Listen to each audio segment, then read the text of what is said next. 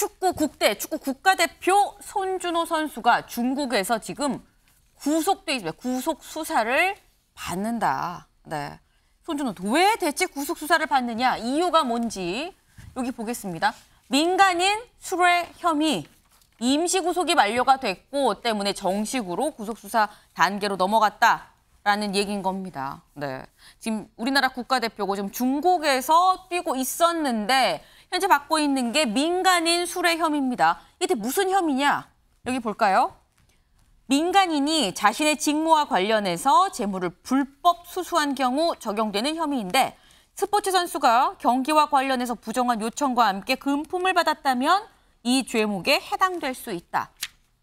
이런 얘기로 봤을 때 승부 조작 관련 혐의에 지금 휘말린 거 아닌가라는 좀 생각이 듭니다.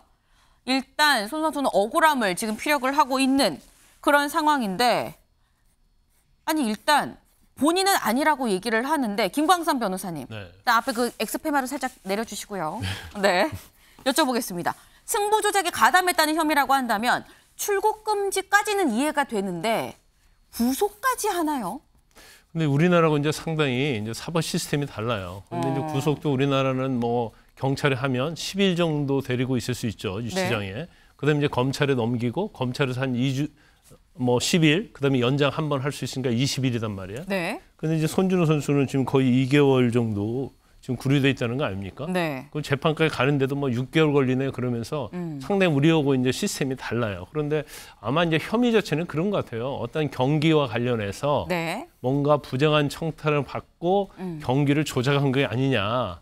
그래서 그 과정에서 이제 돈을 받았다. 그런 혐의인 것 같아요. 그래서 이제 증거가 어느 정도 있는지 모르겠어요. 그런데 그 금액도 지금 나오지 않고 있고요. 네. 혐의에 관한 증거들이 뭐가 있는지가 이제 구체적으로 나오지 않기 때문에 우리가 이제 평가할 수는 없어요. 그런데 보니까 그 현지 에이전트가 있거든요. 네. 중국 사람이 있는 걸 보이는데 이제 그 사람까지 또 같이 체포돼 가지고 구치소에 수감돼 있단 말이에요. 네. 그래서 지금 중국 공안 당국은 이 게임과 관련된 승부 조작에 상당히 조직적으로 한 게 이루어진 게 아니냐. 그리고 받은 돈 자체도 적은 금액이 아닌 걸로 이제 보고 있는 것 같아요. 그러다 보니까 과연 이제 손준호 선수가 억울한 건지 네. 아니면 우리나라 사법 체계처럼 정말로 변호인의 정말 적법하고도 인권적인 어떤 변론을 받고 있느냐. 이제 네. 그 부분을 좀 체크를 해봐야 한다고 봅니다. 일단 손준호 선수가 실제로 억울한데 혐의를 좀 오해를 받고 있는 건지 아니면 실제로 뭔가 발을 담근 게 맞는 건지는 봐야 된다 말씀을 주셨는데 근데 관건은 주원규 위원님. 네. 이게 지금 구속돼서 이제 재판을 쭉 받게 되면 시간이 상당히 지금 길어진단 말이죠. 근데 그렇게 되면 그 과정에서 스포츠 선수는 활동할 수 있는 기간이 정해져 있어요. 그 기간이 상당히 나서 사실상 선수 생명이 끝나는 상황까지도 갈 수 있는 거 아니냐. 나중에 무죄가 나온다 한들 그런 점도 사실 우려가 되거든요. 맞습니다. 저희 한국에 관련 스포츠 이제 관계자분들이 가장 우려하는 점이 바로 그 점입니다. 네. 72비를 다퉈야 되는 것은 맞지만 그것으로 인해서 선수가 이 몸이 구속당하는 상태 자체는 거의 운동선수의 생명이 끊어질 수도 있기 때문에 그렇죠. 적어도 이런 부분에 대해서는 좀 한국 대사관과 조금 더 긴밀한 소통이 필요하지 않을까라는 생각이 듭니다. 네, 긴밀한 소통이 아주 절실한 상황이 아닌가 생각을 합니다. 두 번째 인물 보겠습니다. 네, 일단 의사 가운, 지금 수술 가운인데 누구냐? 주석중 의사입니다. 이 서울 아산병원의 의사 교수님이었는데요. 기사 같이 보겠습니다.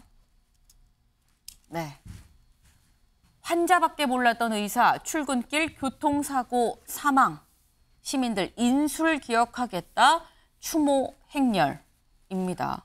네, 지금 보시는 이분 서울 아산병원의 흉부외과 의사였습니다. 네, 지금 수술을 하려고 언제 어떻게 될지 모르니까 환자밖에 몰랐던 그런 의사. 그래서 집 근처에 이 집을 아산병원 인근에 잡고 항상 24시간 대기를 했었다라고 하죠. 근데 이 주석중 서울 아산병원 흉부외과 교수가 자전거를 타고 출근을 하다가 트럭에 병원 바로 앞에서 트럭에 치여서 숨지는 참 안타까운 일이 있었습니다. 네, 사실 모든 죽음은 참 애석하고 안타깝죠. 하지만 유독 더 안타까운 죽음도 있다라는 생각이 드는 그런 사례가 아닌가 싶은데요. 다음 요 관련해 갖고 다음 기사를 좀 마저 볼까요? 병원 옆에 살면서 응급 대기를 늘 하고 있었다고 합니다. 때문에 이 주변에서는 나온 얘기가 대체 불가능한 인재를 잃었다. 네. 대체 불가능한 인재라는 평가를 받는 경우가 홍석준 의원님. 사후에 대체 불가능 인재라는 얘기를 받는다는 건 정말 쉽지 않은 거거든요. 예, 저도 간접적으로 굉장히 잘 아는 분인데 네. 대동맥류의 흉부외과 쪽에는 우리나라에서 가장 권위 있는 교수님이십니다. 어떤 인연이 있으신 걸까요? 예, 제 아주 잘 아는 지인의 이제 매제되시는 분인데 네. 저분으로 인해서 사실은 생명을 구한 분들이 제 주변에도 굉장히 많습니다. 사고 당일날에도 새벽까지 수술을 하시고 잠깐 집에서 샤워하고 눈 붙이고 다시 맞아요. 자전거를 타고 가는 중에 지금 안타까운 어떤 사고를 당했는데 사실 이런 어떤 그 흉부외과는 지금 현재 그 의사 선생님들은 굉장히 좀 기피하고 있는 그런 분야 아니겠습니까? 그럼에도 불구하고 사람의 생명과는 진짜 떼려야 될 수 없는 가장 중요한 어떤 또 수술 분야인데 이런 분이 진짜 불의 사고로 돌아가신 게 우리 대한민국 전체 의료계 입장에서나 대한민국 국민들의 건강 입장에서도 그렇지만 또 본인을 위해서도 너무너무 좀 안타깝습니다. 네. 이 같은 쪽에서는 대체 불가능한 인재라는 얘기도 나오고 여기 같이 좀 사진을 볼까요? 여기 옆에는 지금 현재 아산병원에 있는 이 장례식장 상가에는 이렇게 여기 글씨가 보이실지 모르겠습니다. 하늘나라에서 편히 영면하시길 감사한 마음으로 주 교수님을 존경하는 애통한 시민. 네, 그리고 2019년 6월 9일 교수님께 수술을 받은 누구누구입니다. 라는 분도 있고요. 2020년 9월 대동맥 판막 수술 환자입니다. 라고 얘기를 하면서 이렇게 애통한 마음을 와서 마음을 전하고 가는 분들도 있다고 합니다. 네, 환자밖에 몰랐던 수술 어려웠던 아버지 15년 더 살게 해준 분이라는 그런 SNS에도 굉장히 많은 이 추모의 글들이 지금 올라오고 있습니다. 네, 좀 안타까운데 하지만 그렇기 때문에 이 부분을 좀 꼭 봐야 될 것 같습니다. 여기 밑줄을 좀 볼까요? 네, 주 교수는 최근 비인기 전공인 흉부외과의 미래를 걱정을 했다고 합니다. 고생스럽고 위험 부담이 큰 분야지만 꼭 필요한 분야인 만큼 어떻게 하면 더 많은 인재가 모일 수 있을까 고민을 했다고 합니다. 네, 이건 사실 주석준 교수가 마지막으로 또 남긴 우리한테 살아있는 우리들에게 남긴 과제가 아닐까 생각이 듭니다. 이 남아있는 우리들이 풀어야 될 부분이겠죠. 네, 이 오늘 피플 3명이었습니다. 네, 지금 2명 했고 마지막 1명 국민의힘 황보승희 의원입니다. 기사 같이 보시죠. 불법 자금 논란 황보승희 거취 고민할 것. 네, 불법 정치 자금을 받았다라는 이 의혹을 받고 있습니다. 네, 제보를 통해서 계속 나온 그런 얘기였었는데 황보승희 의원 여기에 뭐 난 아니다라고 얘기를 하고 있는데 일단 어쨌거나 거취를 고민하겠다라는 얘기가 지금 나왔습니다. 근데 요 거취를 고민하겠다는 얘기가 어디서 나왔느냐? 의원 단체방에서 본인이 입장을 밝혔다고 하는데 홍 의원님. 네. 의원 단체방에서 황보승희 의원이 구체적으로 뭐라고 올린 건가요? 제가 아직까지 그 확인은 못했습니다만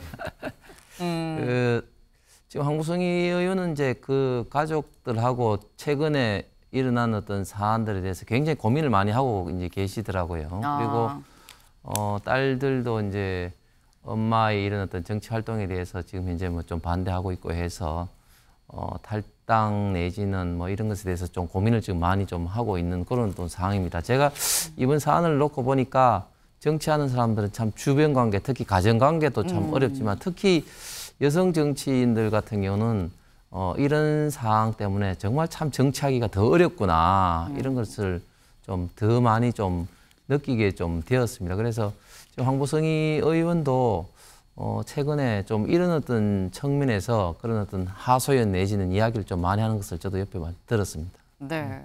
일각에선 자진 탈당 얘기도 나오고 자진 탈당이 아니라 뭐 총선 불출마를 선언을 할 거다라는 얘기도 있고요. 일단 탈당을 할 것이다라는 이런 전망은 대충 맞다라고 보면 될까요? 그런 고민을 많이 하고 계시더라고요. 알겠습니다. 이제 일단 황보승 의원은 본인이 받고 있는 이런 의혹들에서 전면 부인을 하고 있습니다. 자신의 SNS에 올린 글을 좀 보게 되면 네, 저는 가정폭력 피해자다라고 얘기를 했습니다. 이혼하자고 했을 때부터 저와 제 가족에 대한 폭행, 폭언, 협박이 심해졌다. 이 일흔이 된 친정 어머니를 때리고 친정집도 부쉈다라고 얘기를 하면서 이런 사진도 지금 같이 올렸는데요. 이 사진이 뭐냐? 본인이 이 가정폭력으로 인해서 멍이 들고 다친 모습을 찍었던 그 사진이라고 합니다.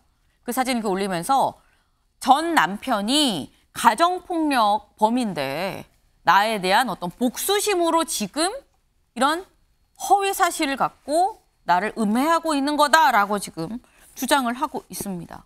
근데 또 이용호 의원님, 일단 전면 부인하고 있는 거거든요. 황보승 의원이. 전면 부인하지만 일단 탈당은 하겠다. 이거는 어떻게 또 봐야 되는 거죠? 이러한 사건에 있어서 가장 중요한 거는 네. 당의 기능입니다. SNS에서 자신을 해명할 것이 아니고 네. 당의 조사라든지를 통해서 상황을 정확하게 정리하고 당의 어떤 조치가 필요합니다. 저희 당도 그런 부분에서 미흡한 부분이 있었지만 사실 이 사안은 국민의힘 당에서 조사를 해야 되고 그 조사 결과에 따라서 어떻게 처리가 되는 게 마땅합니다. 그러지 않고 탈당으로 꼬리자리를 한다는 그런 인상을 줘서도 안 되는 거고요. 명확한 내용을 밝혀야 됩니다. 그걸 또 SNS를 통해서 자신을 해명한다는 건 정치인이 SNS는 사적인 공간이기도 합니다. 네. 거기서 공개적으로 해명한다는 것 자체도 부적절한 부분이고요. 이 경우에서 국민의힘의 윤리특위는 뭘 하고 있는지 이런 부분을 명확하게 해서 당의 조직 체계가 제대로 작동하는지를 봐야 되는 사안입니다. 그리고 이 사안 자체는 국회 윤리특위에도 제소가 된 사안입니다. 조속하게 심사를 하고 그 결과에 따라서 국회의원의 품위 문제 이런 것을 다뤄야 되는 사안이라고 봅니다. 사실 이런 일이 벌어졌을 때 탈당을 하는 게 꼭 국민의힘만 그런 건 아니긴 하거든요. 예. 민주당도 사실 탈당으로 또 문제를 해결한 적이 있지 않습니까? 조사를 해야 되는 사안이고요. 여야 없이. 그런 부분에서 정당이 스스로 자기를 자정하고 함으로써 국민들한테 우리는 어떻게 하고 있다. 이런 걸 보여주는 게 정당이 가져야 될 임무이기도 합니다. 왜냐하면 정당은 정당법에 따라서 네. 국가의 보조를 받고 있기 때문입니다. 현재 당의 당무감사를 네. 지금 하고 있는 상태이고 네. 황보승 의원도 이제 그것을 이제 기다리고 있는 그런 걸 좀 종합적으로 고민을 하고 있는 그런 상황입니다. 알겠습니다.